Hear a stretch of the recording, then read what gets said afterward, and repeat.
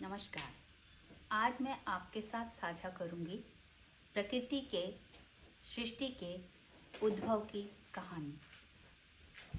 इससे पूर्व कि मैं आरंभ करूं, मैं आपसे ये निवेदन करूंगी कि मेरे द्वारा कही गई ये कथा कि पुस्तकों से संकलित है।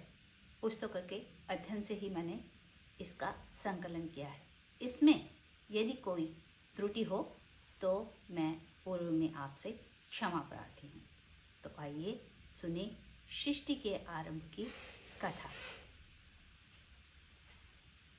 शुरू में यहाँ पर संपूर्ण ब्रह्मांड में कुछ नहीं था, केवल था तो परम ब्रह्म।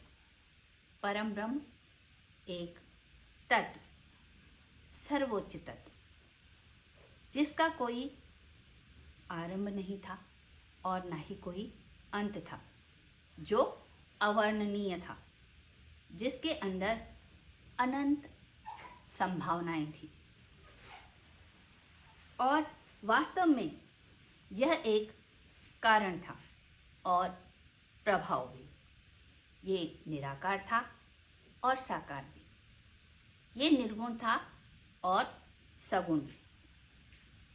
सच बात तो ये है कि वास्तव में यह विचारों एवं इंद्रियों से परे एक शुद्ध चेतना थी, जो एक ऐसा उत्प्रेरक था जो स्वयं तो अपरिवर्तनीय था, किंतु परिवर्तन की क्षमता रखता था। इसी दिव्य ब्रह्म तत्व की इच्छा से भौतिक ब्रह्मांड अस्तित्व में आया।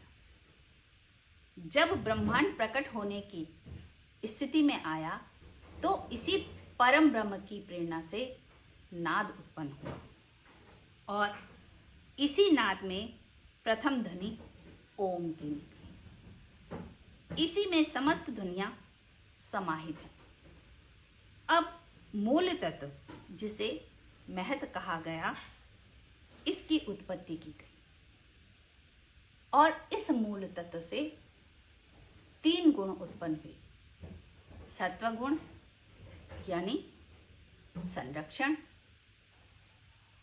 रजोगुण यानी क्रिया और तमोगुण यानी विनाश।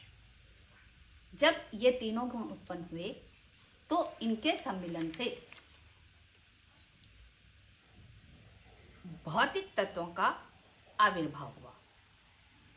ये 5 भौतिक तत्व थे: आकाश, वायु, जल, पृथ्वी, अग्नि और जल।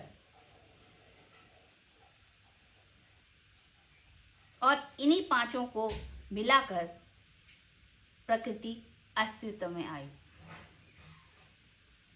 इन 5 गुणों से इंद्रियों का उद्भव हुआ और ये 5 इंद्रियां थी: दृष्टि, श्रवण, स्पर्श, गंध और स्वाद। इन 5 इंद्रियों को संचालित परम ब्रह्म द्वारा किया जाता था। उनके मन से ये संचालित होती थी, लेकिन इनके संचालन के लिए, अर्थात इन्हें महसूस करने के लिए, ज्ञान इंद्रियों का निर्माण किया गया। अब हुई पदार्थ की उत्पत्ति और पदार्थ के साथ जल भी उत्पन्न हुआ। इस जल ने संपूर्ण ब्रह्मांड को आप्लावित कर दिया, आच्छादित कर दिया। तब इस जलाप्लावित ब्रह्मांड से परम ब्रह्म ने स्वयं को प्रकट किया कमल दल के रूप में और वहीं पर उनका नाम पड़ा नारायण। आपको स्पष्ट करना चाहूंगी कि जल को नार भी कहते हैं और ग्रह यानी घर को अयन भी कहते हैं, क्योंकि उस परम ब्रह्म, उस तत्व को जल में ही निवास और जल में ही उसका आविर्भाव हुआ था, इसलिए नारायण नाम दिया गया। ये थी सृष्टि के रचना। मैं आगे भी आपके सामने तथ्य लेकर आऊंगी, तब तक के लिए, आज के लिए धन्यवाद। रहिए मुझसे जुड़े हुए।